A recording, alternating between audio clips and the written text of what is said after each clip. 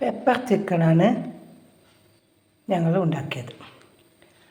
ആദ്യം കുറച്ച് മുതുമൻ പെപ്പറും കുറച്ച് ചെറിയ ജീരകവും വലിയ ജീരകവും എടുത്ത് വറുത്ത് പൊടിച്ച് വെക്കുക. എന്നിട്ട് ഒരു ചീനച്ചട്ടിയിൽ 3 സ്പൂൺ വെളിച്ചെണ്ണ ഒഴിച്ച് ഒരു വലിയ ഉള്ളി കുനുകുന അരിഞ്ഞ് അതിൽ വഴറ്റുക. അതിനുശേഷം ഈ പൊടിച്ച കുരുമുളകിൻ്റെയും ജീരകത്തിൻ്റെയും പൊടി ഇടുക. പിന്നീട് പേസ്റ്റ്, ഇഞ്ചിയുടെയും വെളുത്തുള്ളിയുടെയും പച്ചമുളകിൻ്റെയും പേസ്റ്റ് ഇടുക. എന്നിട്ട് വഴറ്റുക. അതിനുശേഷം ഗരം മസാലപ്പൊടിയും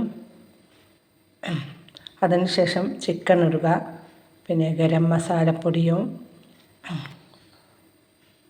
മസാലപ്പൊടിയും വീണ്ടും പെപ്പർ പൊടിയും ഇടുക. പേസ്റ്റാക്കി വെച്ച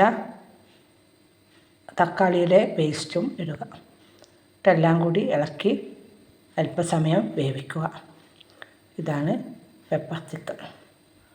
ഇഷ്ടപ്പെട്ടെങ്കിൽ എല്ലാവരും ഉണ്ടാക്കി നോക്കുക. ലൈക്ക് ചെയ്യുക, സബ്സ്ക്രൈബ് ചെയ്യുക.